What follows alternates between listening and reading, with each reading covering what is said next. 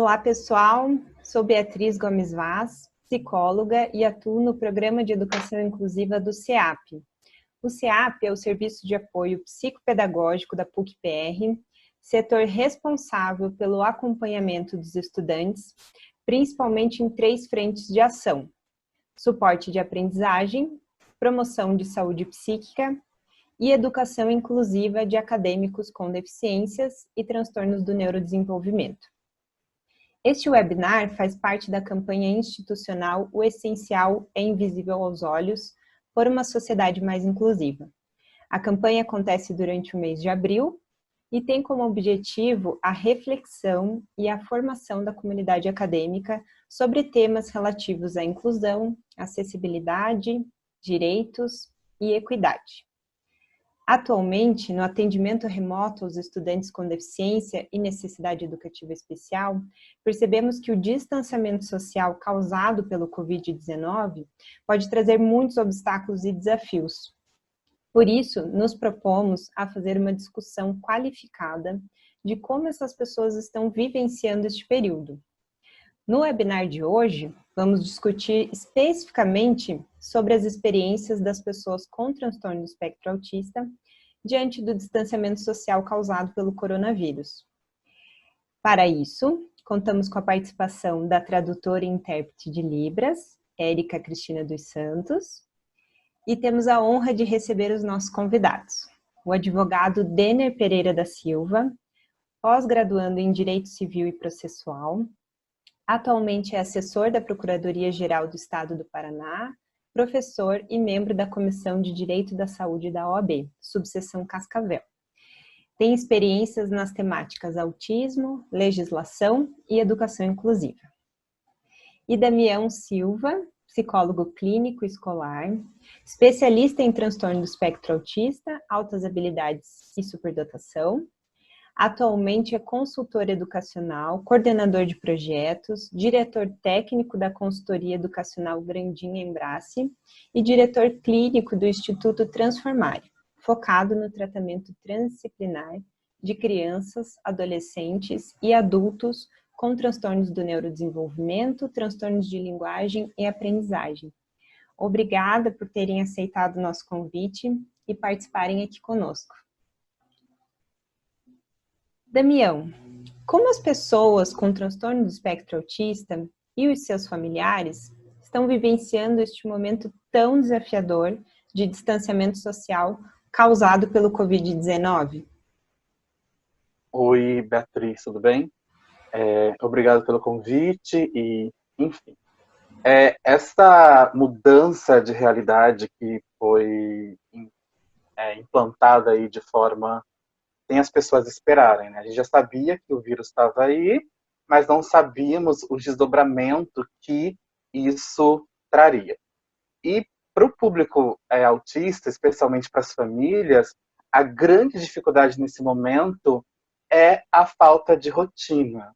A gente sabe que a rotina ela é um fator primordial de organização na vida das pessoas com TEA. Eles precisam, né, saber o que vai acontecer com antecedência. E no momento que as pessoas são determinadas a ficar em casa, isso gera angústia para todas as pessoas, especialmente para aquelas pessoas que não têm o transtorno, mas se cuida de alguém com transtorno. Porque a pessoa com TEA já está habituada, basicamente, né, na verdade, geralmente aí, com essa questão do distanciamento, eles não têm um envolvimento muito contundente social, mas tem a rotina ali. E na verdade, o grande desafio, o grande problema é a quebra dessa rotina, especialmente para que as famílias lidem com ela. Isso gera ansiedade, gera estresse, acumula grandes coisas, porque você tira aquele dia que você estava organizado. Então, por exemplo, especialmente para as famílias que têm um grande número de terapias aí semanalmente, elas foram suspensas, né? E aí a gente entra naquele paradigma que o que é importante? A gente se manter distante do vírus ou manter esse tratamento que é tão importante para que essa criança se desenvolva aí de forma adequada. Então, eu tenho alguns pacientes que eu acompanho, uma mãe no Espírito Santo, ela estava desesperada com uma perda de janelas de aprendizagem, né? Então, assim, ela estava no momento de intervenção muito intensiva, foi tudo interrompido e agora o que eu faço? Então a gente tem aqui os dois grupos. Eu tenho pessoas que entendem o quão é importante estar em casa, estar nesse momento aí de distanciamento, e outras pessoas que precisam e queriam estar fazendo as suas terapias porque elas estão ali ainda envoltas naquele sentimento de oferecer o melhor para os seus filhos. E isso acaba gerando cobranças, né, excessivas, acaba trazendo problemas outros para a família, porque de fato também grande preocupação, porque as pessoas no início tinham assim, o autismo é condição de público-alvo? Não, a gente sabe que o autismo por si só não diminui a imunodeficiência das pessoas, mas essa ansiedade toda, ela pode gerar problemas que a gente não tinha antes da interrupção do tratamento, e a gente pode perder-se uma grande janela de qualidade de intervenção, mas é importante que a gente pense nesse momento que precisa sim se distanciar e buscar formas, né, de estruturar uma rotina. E a minha dica é o principal, vamos fazer, a principal arma para a gente hoje é sim estar em casa e as famílias com autista tentar manter no mínimo uma rotina adequada, não fazer grandes mudanças, porque aí os problemas eles vão ser maiores e mais intensificados. Então, se o seu filho toma café da manhã às 9 da manhã, mantenha dando café às 9 da manhã. Não mude abruptamente essas rotinas. Tente organizar o mínimo possível. A gente sabe que as rotinas elas são diferentes para as famílias.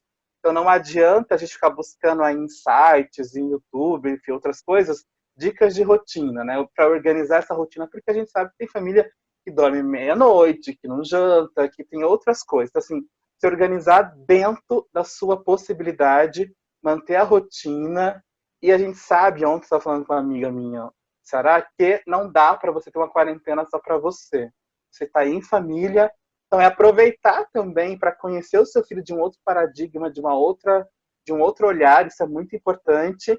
E a partir daí tirar as coisas boas que podem vir, aproveitar sim para ensinar coisas. A gente está em um ambiente natural de aprendizado muito rico, mas a dica é estruture a rotina, o que for possível. O que não for possível, não se cobre tanto, né? As cobranças elas já são muito marcadas na vida das famílias com autista. E nesse momento, aproveite para não se cobrar tanto. Você sabe que está fazendo o possível e às vezes o possível vai dar muito, muito resultado. Então a minha dica é tente organizar uma rotina o máximo possível, mas a rotina da sua família que você se adapta a ela. Não busque outras coisas fora, porque isso pode trazer, sim, mais danos do que solução. Então, tem muita gente aí dando dica de tudo. Filtre essas dicas e faça uso aí para minimizar os impactos desse distanciamento. E o importante agora é que a gente saia daqui, né, com o mínimo de saúde mental possível. Então, não se cobre tanto. A minha dica é não se cobre tanto. Fique focado na sua rotina. E a gente sabe que vai passar e vai dar tudo certo. Obrigada, Damião, pelas suas contribuições. Acho que realmente deve estar sendo, né, um desafio para as famílias e para as pessoas que têm o TEA nesse momento, em manter uma rotina estruturada, mesmo diante de todos esses obstáculos causados pelo coronavírus, né? Mas, de alguma forma, trazer uma leveza para essa rotina e para que as famílias não se cobrem tanto. Eu acho que você traz uma coisa importante, que, de repente, é um momento de potencial de vínculo dessas famílias, né, com os seus filhos, né, com as pessoas que têm o TEA, e que de repente pode trazer uma nova oportunidade aí mesmo diante dessa crise, né. Obrigada, Damião. Denner, a gente sabe que há importantes avanços legislativos neste âmbito, principalmente representados pela Política Nacional de Proteção dos Direitos da Pessoa com Transtorno do Espectro Autista e também a Lei Brasileira da Inclusão. Como as leis e as políticas estão dando suporte às pessoas diante da nova dinâmica imposta pelo Covid-19? Olá, Beatriz, boa tarde, Dan, Érica, a todos, agradecer à PUC, especialmente ao CEAP, por organizar esse evento tão importante, né, nesses tempos difíceis em que estamos passando. Bom, Beatriz, você disse uma coisa extremamente importante. Tivemos muitos avanços do ponto de vista legal nos últimos anos em relação à proteção e o cuidado da pessoa com deficiência e, sobretudo, às pessoas no espectro autista. Principalmente a partir de 2012, com a Lei 12.764. E logo depois de sequência, o Estatuto da Pessoa com Deficiência em 2015.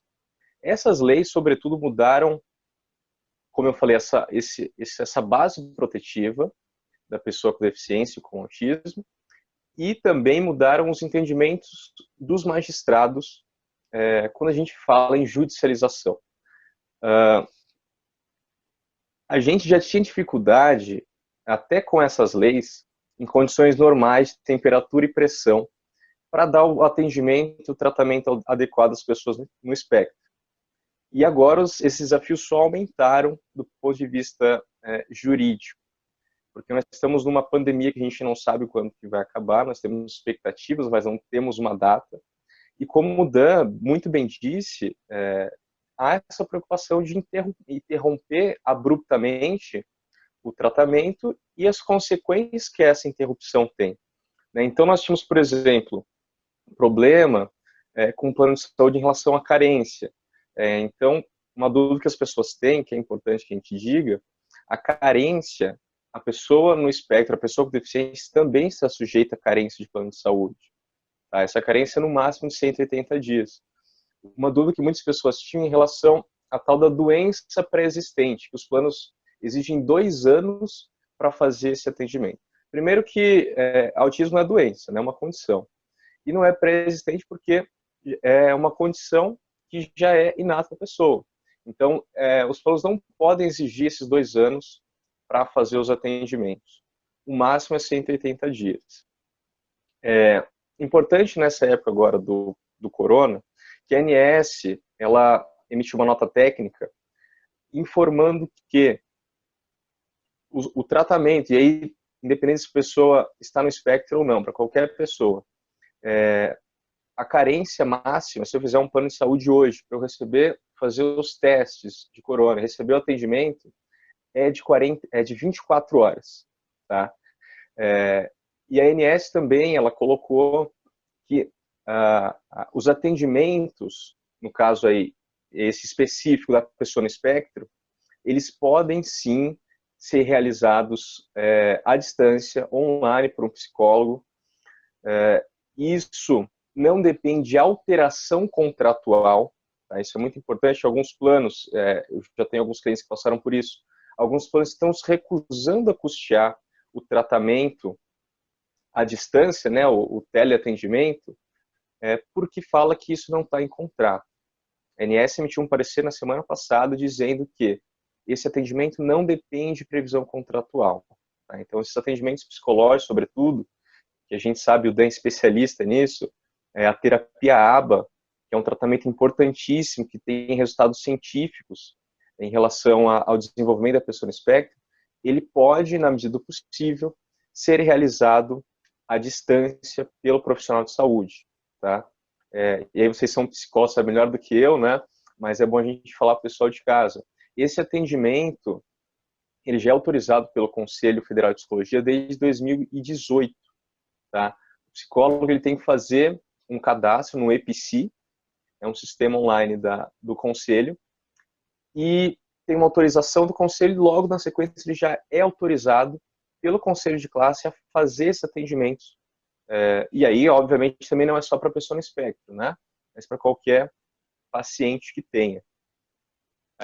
O Conselho, inclusive, Beatriz, eles relativizaram, nesse período do coronavírus, esse cadastro online. Então, o psicólogo hoje, ele pode entrar lá no EPSI e só de fato de ele fazer o pedido, já tem uma autorização quase que imediata do Conselho para ele fazer esse atendimento. Não sei se estou me alongando muito, mas uma questão importante, e que depois até talvez o Dan possa falar melhor para a gente, apesar de ter essa autorização de fazer os atendimentos online, que é a grande demanda que do ponto de vista jurídico nós temos hoje em relação ao coronavírus, é que muitas dessas pessoas que fazem o tratamento são crianças, são menores de idade. Né? Então há essa dificuldade de uma criança parar na frente de um computador, de um celular, e ter essa interação com o profissional de saúde, né? Seja o psicólogo até o médico, né? Então, por mais que tenha essa autorização, o profissional de saúde tem que ter esse traquejo para saber se é possível fazer esse atendimento, né?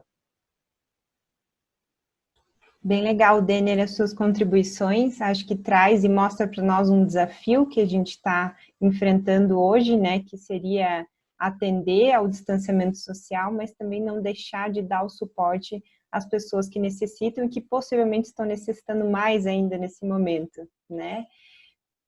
Pela tua experiência, né, pela tua atuação, Denner, a gente queria saber se tem surgido demandas jurídicas específicas nessas últimas semanas relacionadas ao coronavírus, e se sim, né, acho que você já até trouxe algumas experiências, né, mas o que tem mais chamado a sua atenção nesse sentido? Olha, a preocupação, sem dúvida, Beatriz, agora é em relação ao teleatendimento, porque nós temos avanços nos últimos anos, né, repetindo o que você já disse, muito importantes, né, em relação, por exemplo, o plano de saúde não limitar a quantidade de horas da terapia, quem tem que fazer isso é o médico, em relação, por exemplo, a cobertura fora da área credenciada, que isso já está pacificado, então se um plano de saúde, por exemplo, não atende ou não tem um profissional capacitado, por exemplo, em atender a aba, ele pode e deve custear o tratamento fora da sua rede credenciada. E repito, esse tratamento pode ser online nesse momento, né? Então, as principais dúvidas é em relação ao teleatendimento, tá? Uma coisa que surge também, que muitas pessoas vêm perguntado, em relação se pode ter um aumento no valor mensal do plano de saúde agora, né? Agora em 2020. A resposta é não. Tá? Os planos de saúde não podem fazer alteração, porque as alterações que eles fazem baseado no atendimento dos anos anteriores. Tá? Então, se eventualmente ter algum reajuste, esse reajuste ele fica postergado para 2021.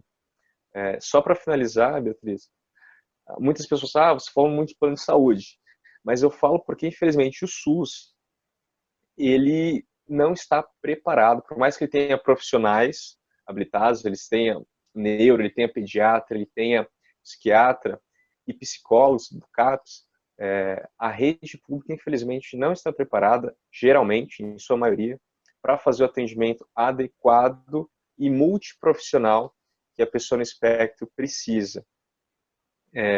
O que o SUS garante, e funciona muito bem, quase sempre, né, em relação aos medicamentos. Então, a pessoa no espectro que precisa de medicamento, o SUS garante esses medicamentos. E à medida que o poder público vem tomando, para minimizar um pouco nesse período do coronavírus, antecipar as dosagens. Então, se a pessoa utiliza, sei lá, o canabidiol, utiliza uma dose mensal, alguns aqui no Paraná eu sei que estão fazendo isso, o SUS está antecipando as doses. Então, você toma, sei lá, uma quantidade X por mês, eles vão te dar 2X nesse mês, para você evitar justamente o deslocamento até a farmácia popular, né? Uma farmácia central do estado.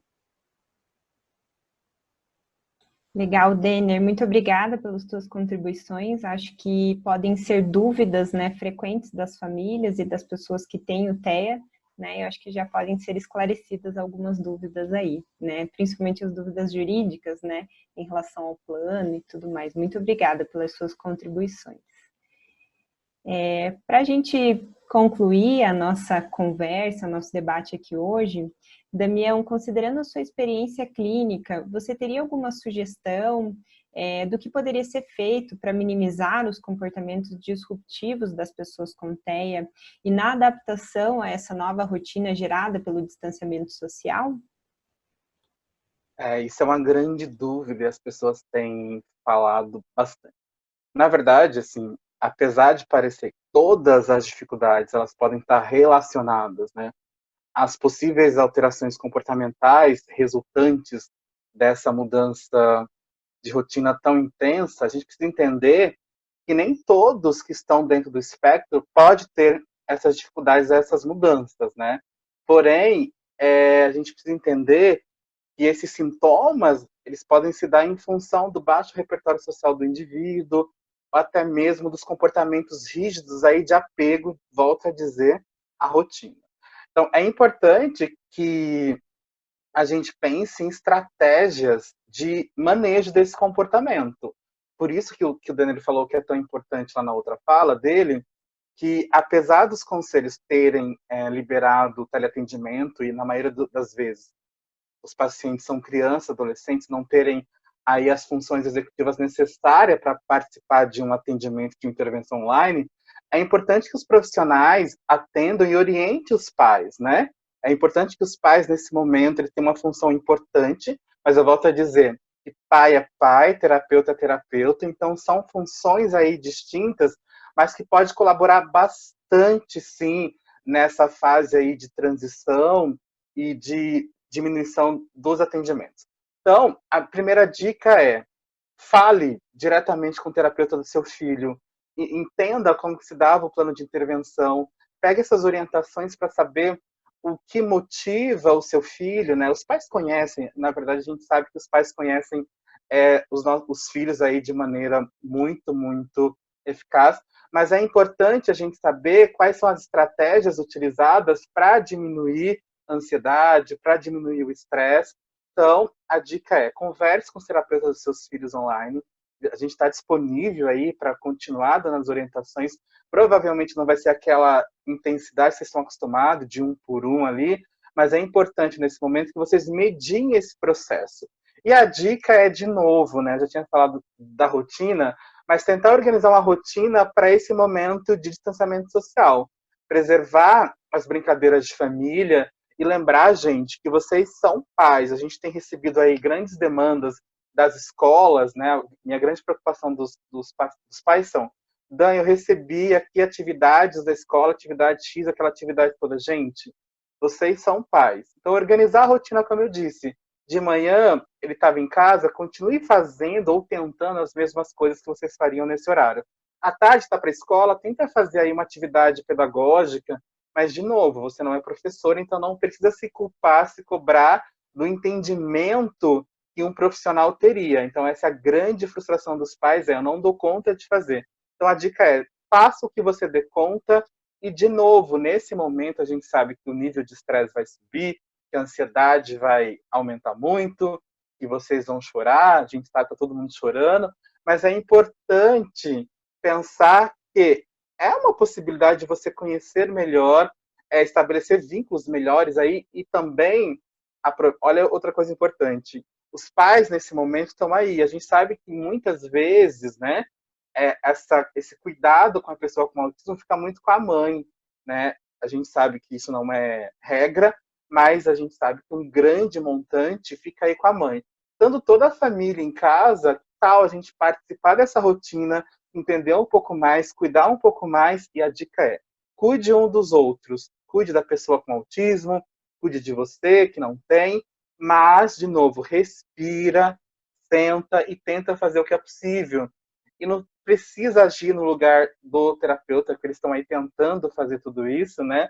Mas é uma oportunidade, como a gente disse, de estabelecer, de ampliar o vínculo que já se tinha e fazer atividades em família o tempo todo. A gente está dando dicas de atividades de lazer, né? Os meus programas hoje todos estão aí para habilidades de lazer em família. Então, brincar, questão de filme, usar o que tem em casa, não precisa de grandes coisas, né? Então, atividades físicas onde for possível, no quintal, é muito importante nesse momento que eles gastem energia aí com as atividades de coordenação motora fina, de coordenação motora grossa, e que eles se sintam acolhidos, né? O importante nesse momento é acolher, e a gente sabe que não dá para ter a mesma rotina que a gente tinha antes.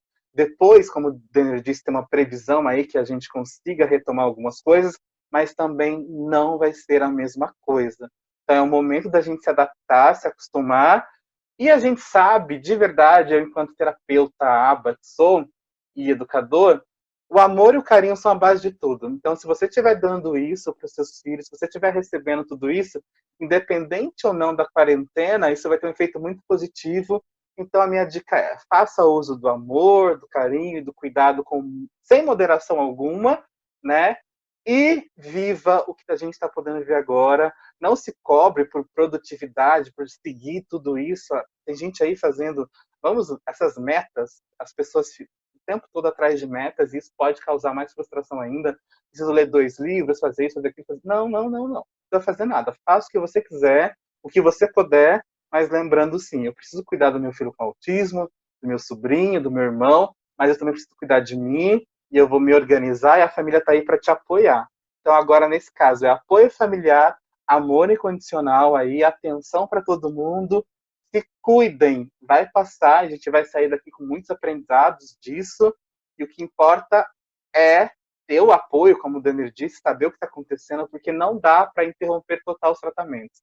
Essa orientação de pais eu já fazia antes, presencialmente, agora eu estou fazendo aí à distância, e sim, vai dar tudo certo.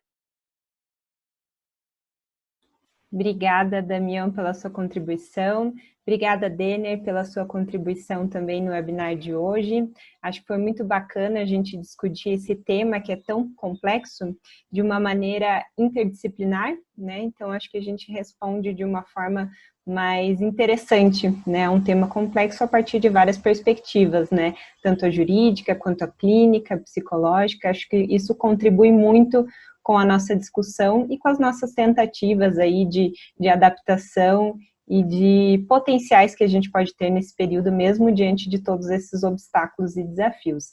Então, agradecer mais uma vez a participação e a contribuição de vocês, agradecer a Érica também pela sua participação, Érica, pessoal que nos acompanhou, a gente espera ter contribuído com a temática de hoje, e convido vocês a nos acompanharem nas redes sociais e acompanharem as próximas ações da nossa campanha da inclusão da PUC. Muito obrigada a todos.